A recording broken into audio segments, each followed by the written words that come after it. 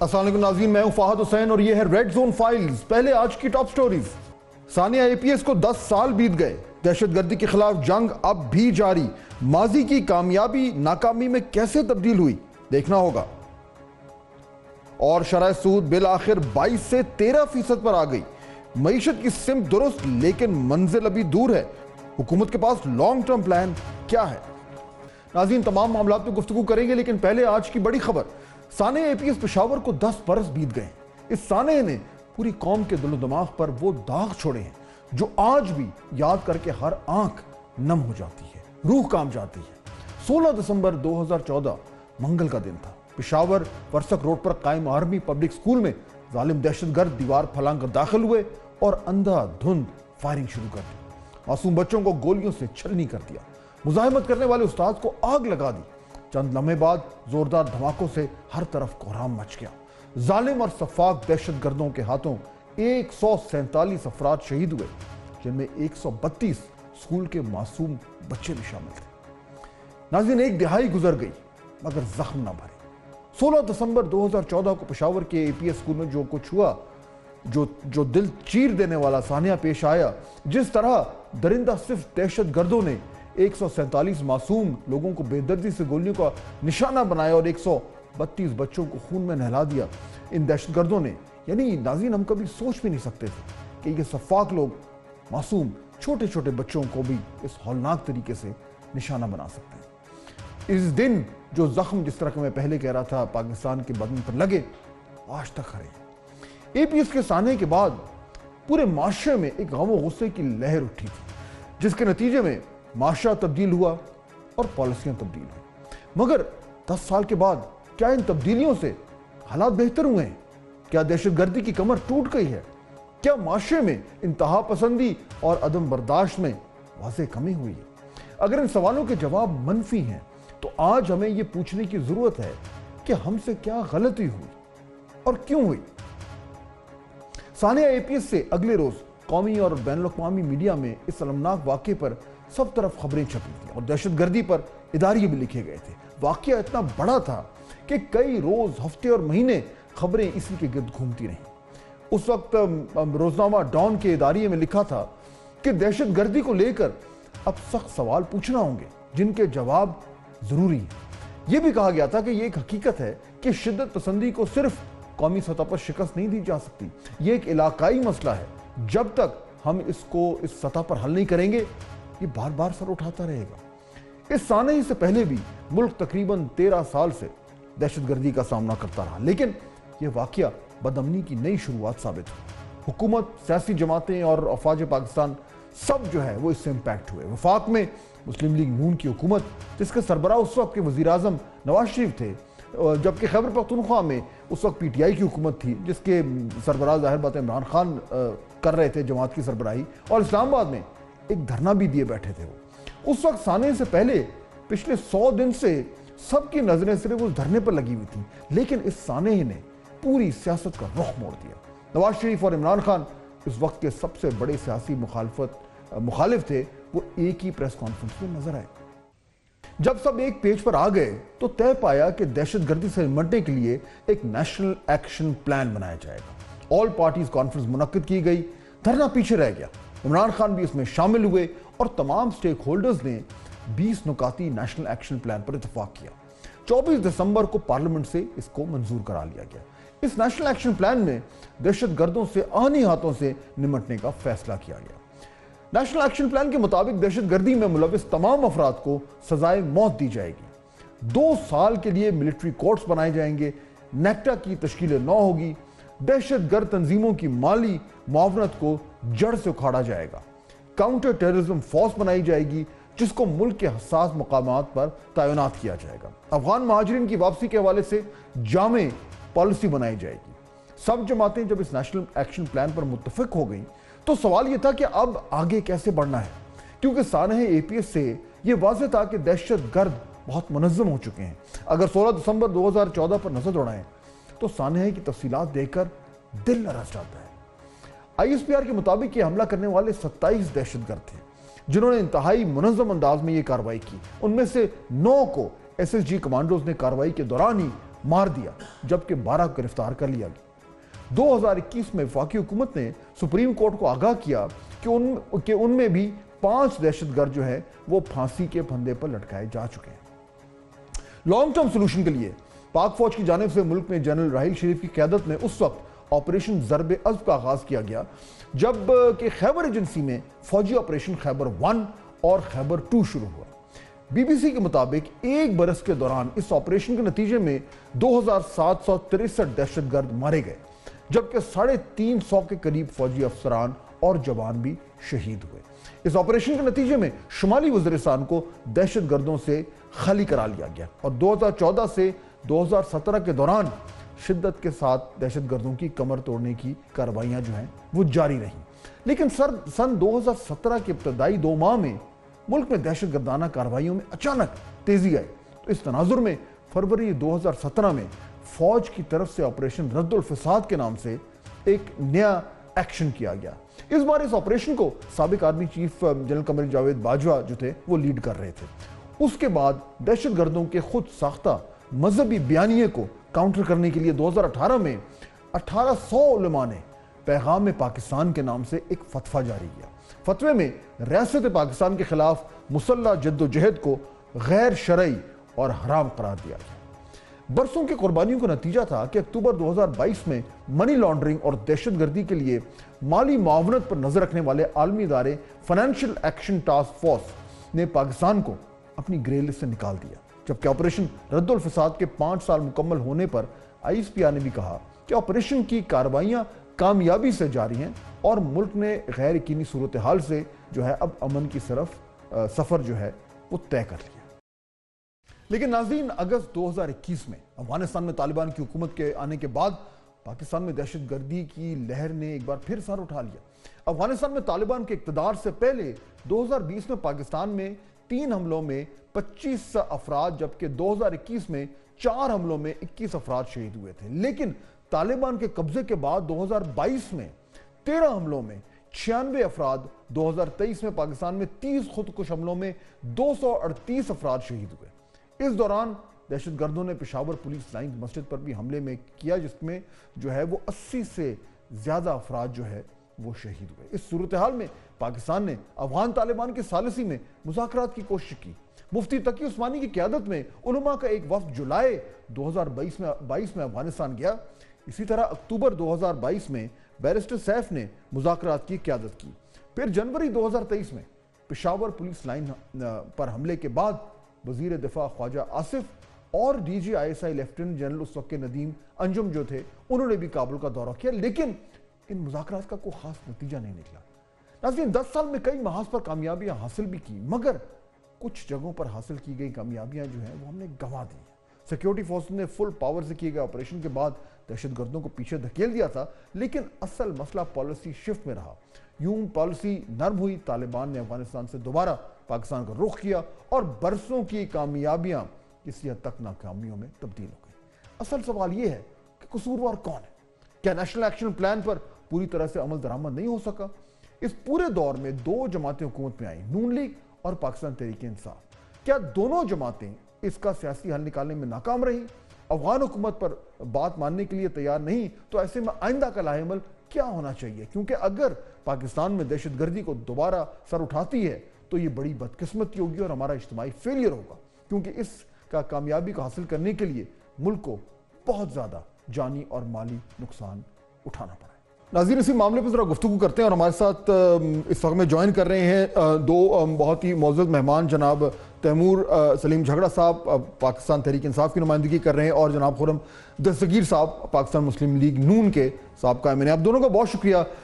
Timur صاحب، بات میں آپ سے شروع کرتا ہوں۔ ابھی میں گفتگو کر رہا تھا کہ یہ جو آج 10 سال پورے ہو گئے ہیں اے پی ایس کے سانحے کو، اور میں جب اس کا ایک ریویو کر رہا تھا تو میرا تو کم از کم یہ کنکلوژن ہے کہ یہ it's a series of hits and misses, یعنی بیچ میں ہمیں بڑی کامیابیاں بھی ملی اس کے بعد، لیکن آج کی جب آپ صورتحال دیکھتے ہیں 10 ایئرز آن، تو دہشت گردی کی صورتحال کافی پیچیدہ ہے، چاہے وہ کے پی میں ہو یا بلوچستان میں ہو۔ تو وہ جو تمام تر جو ہم نے 2014 کے سانحے کے بعد جو پالیسیز اپنائی تھی اور جو سٹیپس لیے تھے اور جو نیشنل ایکشن پلان بنایا تھا اور اس پہ عمل درآمد بھی بہت حد تک کرایا.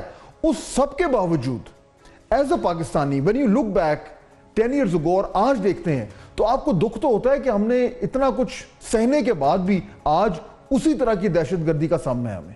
میں یہ کہوں گا کہ آج شاید اے پی ایس ان 10 سال میں جتنا ریلیونٹ ہے پچھلے چند سالوں میں نہیں رہا. 2-3 وجوہات کی وجہ سے. ایک یہ کہ کلیئرلی پاکستان میں سارے سٹیک ہولڈرز آج جو ہیں وہ اس بات پہ شاید اگری کرتے ہیں کہ جو ہمارا ٹیررزم کا ایشو ہے that is on the rise, وہ چڑھاؤ پہ ہے. لیکن کیا اگر یہ ہے تو کیا ہماری فوکس آج نیشنلی ٹیررزم پہ ہے؟ ہماری سیکیورٹی ایجنسیز کی یا نیشنل سیکیورٹی ایپریٹس کی اوور آل جو ہے وہ ٹیررزم پہ وہ فوکس ہے یا نہیں؟ آپ یہ اینٹی ٹیررسٹ کورٹس لے لیں، اس میں تو صرف ہم چکر لگاتے ہیں. 1-2 سال سے جو 9 مئی کے بعد جا رہے ہیں، آپ کو شاید بہت جو ہے وہ دکھ ہوگا 9 مئی پہ. شاید آپ کا اور میرا جو اس پہ پوائنٹ آف ویو ہے وہ فرق ہوگا، لیکن جب ہر بار آپ اپنی پولیٹیکل اپوزیشن کو ٹیررسٹ کہتے ہیں تو جو ٹیررسٹ ہیں ان کو تو جو سپیس مل جاتی ہے وہ تو پھر جو کرنا چاہتے ہیں وہ. میں اس نقطے پہ تیمور صاحب آتا ہوں. صرف یہ بالکل یہ آپ کا نقطہ یہ نقطہ آپ کا اس وقت بالکل جائز ہے. میں آپ سے اگری کرتا ہوں کہ اگر آپ جو پرائمری آپ کا جو ذمہ داری ہے اس سے اگر آپ کی نظریں ہٹی ہوں تو ظاہر بات ہے وہ افیکٹ ہوتی ہے اور یہ ایک جینوئن پوائنٹ ہے. لیکن اگر ہم جو سینٹرل پوائنٹ ہے خرم دستگیر صاحب اس پہ آئیں، دیکھیے یہ جو 10 سال ہیں 2013 سے 2018 پی ایم ایل این کی گورنمنٹ، اس کے بعد 2018 سے 2022 پی ٹی آئی کی گورنمنٹ، فیڈرل گورنمنٹ، اور اس کے بعد 2022 سے پھر 2024 آج تک جو ہے وہ P M L N led governments. Province میں 2013 سے 2024 تک پی ٹی آئی کی گورنمنٹ، اور اس کے دوران کم از کم 3 مختلف جو آرمی چیفز ہیں وہ بھی آئے. اس سارے معاملات کو دیکھتے ہوئے ہمیں کلیئرلی نظر آتا ہے کہ جو کی سٹیک ہولڈرز ہیں، پولیٹیکل پارٹیز پرائمریلی 2 جو ہمارے سامنے آتی ہیں، اور سیکیورٹی اسٹیبلشمنٹ، پھر تو یہ بلیم تو پھر خرم صاحب شیئر ہوگا کہ تمام تر یعنی کہ ایفرٹس کے باوجود، تمام تر بڑی یہ دعووں کے باوجود آج جس طرح آپ تیمور صاحب بات کر رہے تھے کہ کے پی اور بلوچستان ایک ایسی صورتحال کا اس کو سامنا ہے جو کہ 10 سال پہلے شاید ہم سوچ بھی نہیں سکتے تھے. تو پھر آپ تمام تینوں سٹیک ہولڈرز کو بلیم کریں گے؟ جی، بلیم کرنے سے پہلے ایک حقیقت آپ کے سامنے رکھنی ہے کہ 2020 تک تو ملک میں دہشت گردی کم ہو رہی تھی، پر اچانک 2021 میں وہ بڑھنا شروع ہو گئی، کیونکہ اس وقت کی حکومت نے، چاہے اس میں عسکری قیادت بھی شامل تھی اور اس وقت کی جو فیڈرل گورنمنٹ تھی پی ٹی آئی کی، انہوں نے یہ فیصلہ کیا کہ وہ تحریک طالبان پاکستان جو افغانستان میں محصور ہو گئی تھی ضرب عضب رد الفساد کے بعد، انہوں نے عام معافی دے کر واپس بلا لیا. اور وہ جو ہزاروں لوگ واپس آئے ہیں اس کا نتیجہ جو ہے وہ ہم دیکھ رہے ہیں کہ پچھلے 3 سال سے دہشت گردی بڑھ رہی ہے جو کم ہونا شروع ہو گئی تھی. تو لہذا 2021 میں جو واضح اپ ٹک ہے جو آج تک باقی ہے، ہم نے اس کا سب سے بڑا جو انسیڈنٹ دیکھا وہ جنوری 2023 میں پشاور میں ہی سول لائن کی مسجد میں جو ایک خودکش حملہ ہوا اور 100 سے زائد پاکستانی شہید ہوئے اس کے اندر. تو ابھی اس پر ضرور انٹروسپیکشن کرنی ہے کہ وہ جو 2021 میں اس وقت کی سیاسی اور عسکری قیادت کی طرف سے جو فیصلہ کیا گیا تھا، یہ اس کا بہت ایک ڈائریکٹ نتیجہ ہے. تو لہذا جو لوگ اس فیصلہ کرنے میں شامل تھے ان سے ضرور یہ بات فورس ہونی چاہیے کہ آپ نے کس بنیاد پر امپورٹنٹ فیکٹر ہے بٹ ایک فیکٹر ہے یہ ہے. دوسری یہ ہے کہ اب کم از کم قوم پر یہ تو واضح ہو گیا ہے کہ آج کے جو دہشت گرد ہیں ان کا کوئی دینی پردہ نہیں ہے ان کے اوپر. جو پہلے اس وقت تھا کہ جی جہاد ہے اور امریکہ کے خلاف ہے، کیونکہ نئی دہشت گردی 2021 سے پاکستان میں شروع ہوئی ہے وہ امریکہ کے افغانستان سے انخلا کے بعد شروع ہوئی ہے. تو لہذا اب تو یہ پوری طرح ایکسپوزڈ ہے کہ یہ صرف پاکستان کے اوپر حملہ آور ہونا چاہتے ہیں اور پاکستان کو ڈسرپٹ کرنا چاہتے ہیں. اب اس میں اگر بیرونی طاقتیں بھی انوالوڈ ہیں یا ہمارے لوکل ایشوز ہیں وہ بھی ہیں. لیکن تیسری بات جو بڑی اہم ہے اور وہ یہ ہے کہ جب جس جو صوبہ سب سے زیادہ شکار ہے دہشت گردی کا، خیبر پختونخوا، اگر اس کے وزیر اعلیٰ یہ کہیں گے کہ جی ہم تو اس دفعہ بڑی بندوقیں لے کر جائیں گے، اور بڑی بندوقیں دہشت گردی کے خلاف نہیں، ہم بڑی بندوقیں لے کر جائیں گے، لیکن خرم صاحب میں واپس میں آنا چاہتا ہوں. میں ایک پریمس آپ کے سامنے دونوں کے سامنے رکھتا ہوں. دیکھیے آپ نے اس کو ایک پولیٹیکل اینگل سے آپ دیکھ رہے ہیں، دیکھنا بنتا ہے آپ کا، آپ کی آفٹر آل. اور تیمور صاحب بھی ظاہر بات ہے انہوں نے جو نقطہ لیا وہ اپنے پی ٹی آئی کی پرسپیکٹو سے لیا. لیکن میں اگر ایک سیکنڈ آپ دونوں کو ہی کہوں، دونوں آپ سب سے پہلے تو پاکستانی ہیں، بعد میں پھر پی ٹی آئی اور پی ایم ایل این ہے، اور یہ میں نقطہ تیمور صاحب آپ کے سامنے رکھتا ہوں. دیکھیے جب سے یہ 2014 سے جب یہ آئی پی ایس ہوا، اس کے بعد اس وقت عمران خان صاحب دھرنا دے رہے تھے، وہ دھرنا ختم کیا گیا کیونکہ تمام سیاسی جو سٹیک ہولڈرز ہیں وہ ایک ٹیبل پہ آنا ان کا ضروری تھا، وہ آئے، نیشنل ایکشن پلان بنا.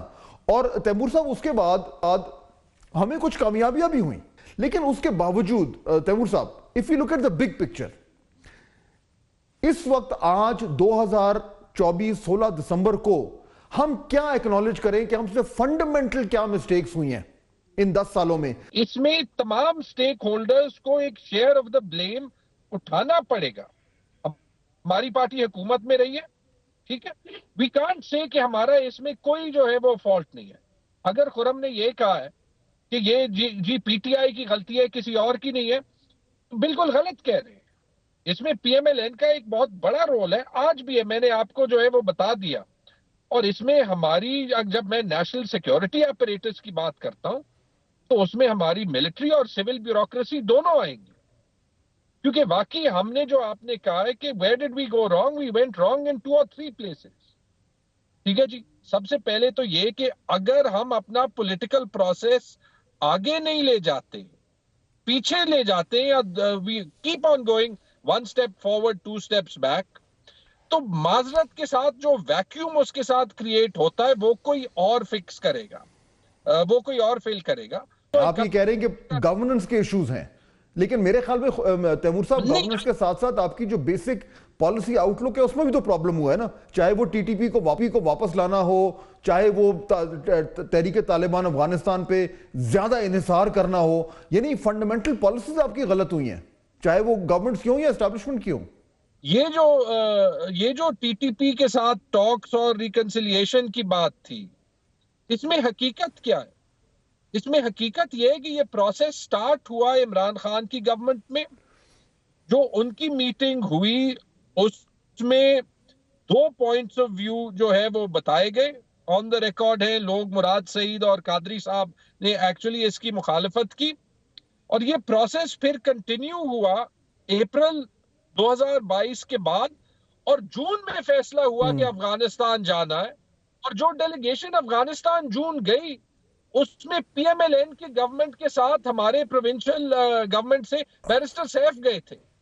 یعنی نیشنل سیکیورٹی آپریٹرز کا جو ہے وہ ایک فیصلہ تھا. خرم صاحب یہ جو تیمور صاحب بات کر رہے ہیں، میں یہاں تک ان سے بالکل اتفاق کرتا ہوں کہ یہ کہنا کہ جی ایک پارٹی قصور ہے یا دوسری کا ہے، یہ میرے خیال میں ٹھیک نہیں ہے، کیونکہ یہ کنسولیڈیٹڈ قسم کی مسٹیکس ہوئیں گی، یہ اجتماعی غلطیاں ہوئی ہیں. لیکن سوال یہ پیدا ہوتا ہے خرم صاحب کہ آج کے دن 10 سال پورے ہونے کے بعد کیا ہمیں اس بات کا احساس ہے کہ ہم سے کیا غلطی ہوئی ہے؟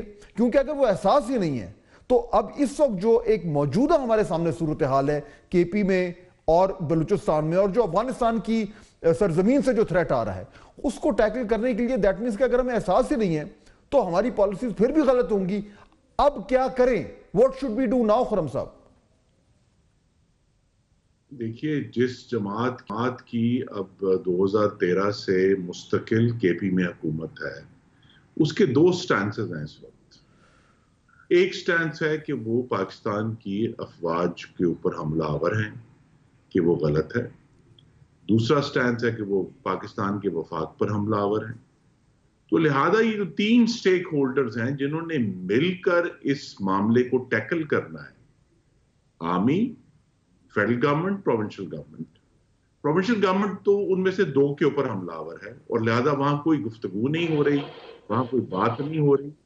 दूसरा ये है कि जो इनकी हुकूमत 12 साल से वहां मौजूद है, अब उसने 18 में मुस्लिम लीग नून की हुकूमत में वो आईनी तरमीम हुई थी जिसमें कबायली इलाकों को जम किया गया था।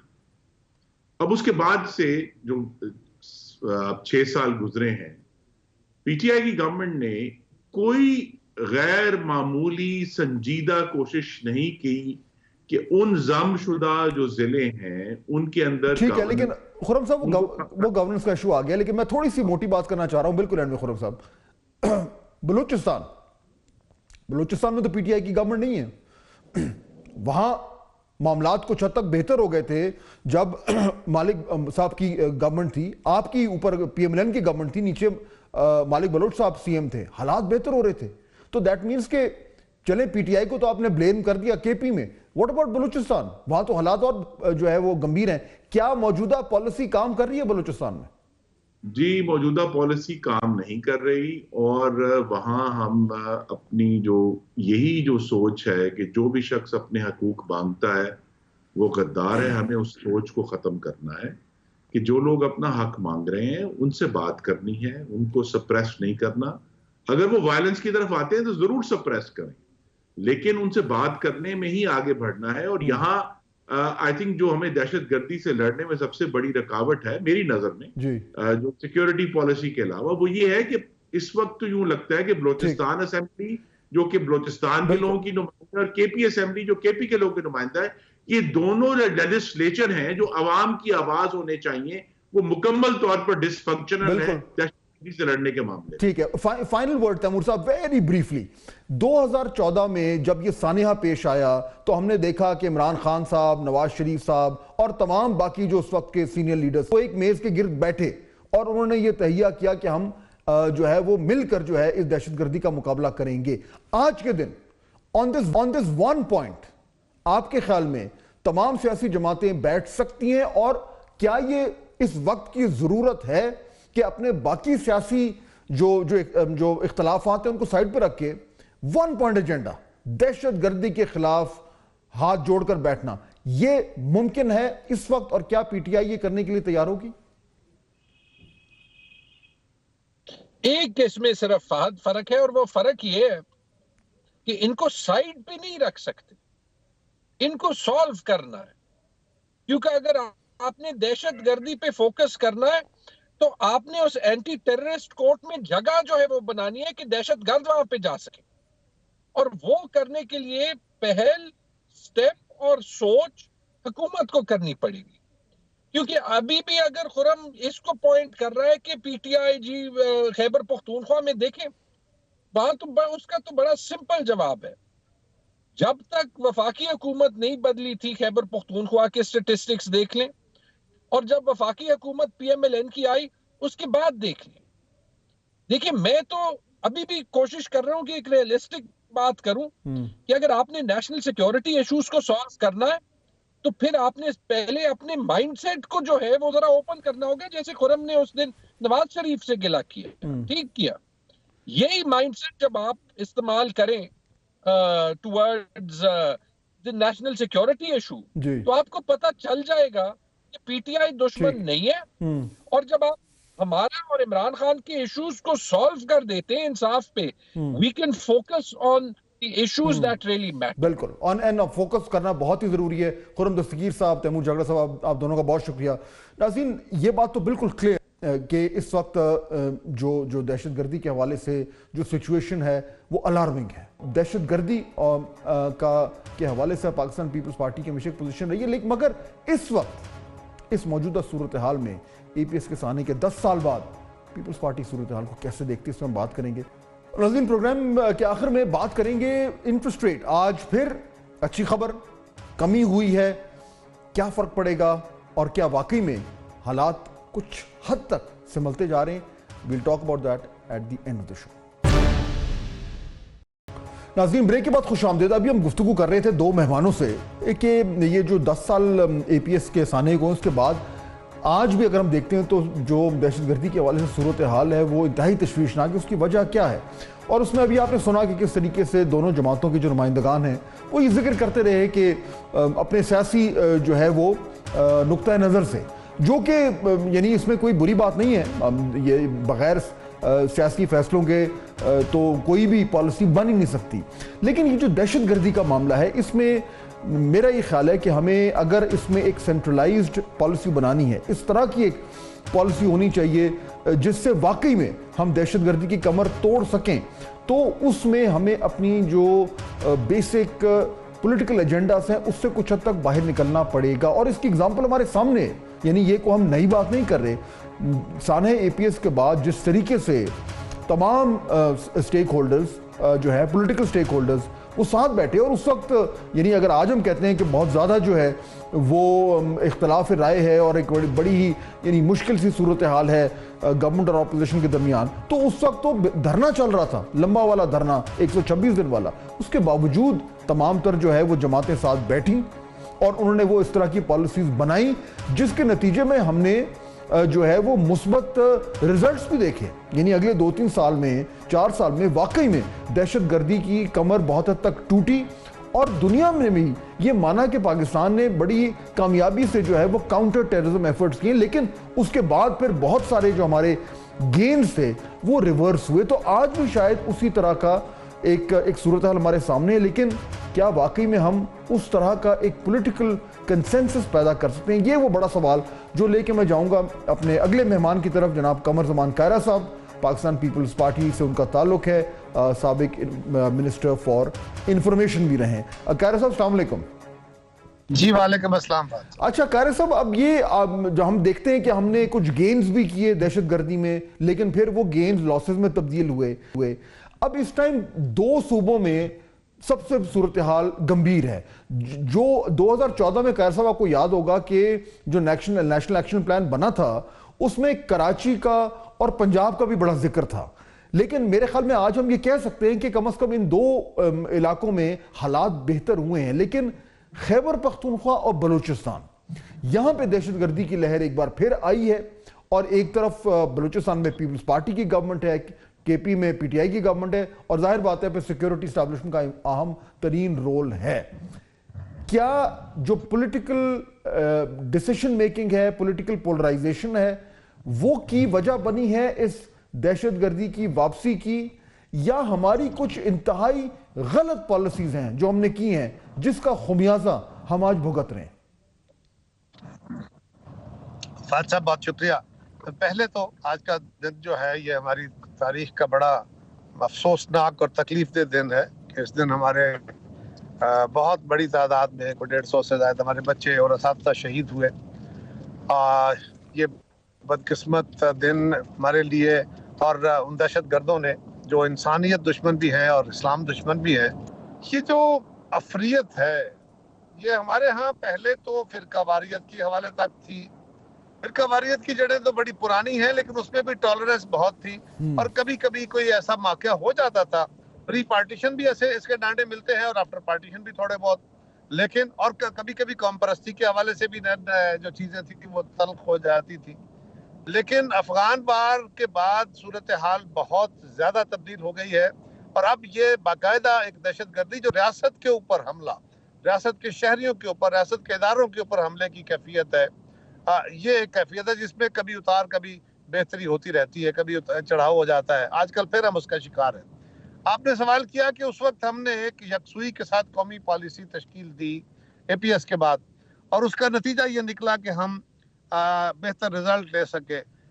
وہ تو آپریشنل رزلٹ تھے، ان کی جو پناہ گاہیں تھیں، ان کو جو لوگ تھے ان کے خلاف ایک پورا آپریشن کیا گیا۔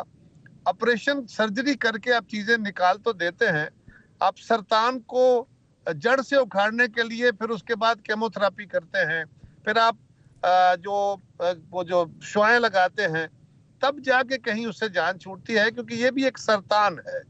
اب اس سرطان کا بنیادی جو قضیہ ہے، ایک اس کی آپریشنل سائیڈ ہے، اور اس سے بڑی جہاں سے یہ پیدا ہوتا ہے وہ اس کا فکری سائیڈ ہے۔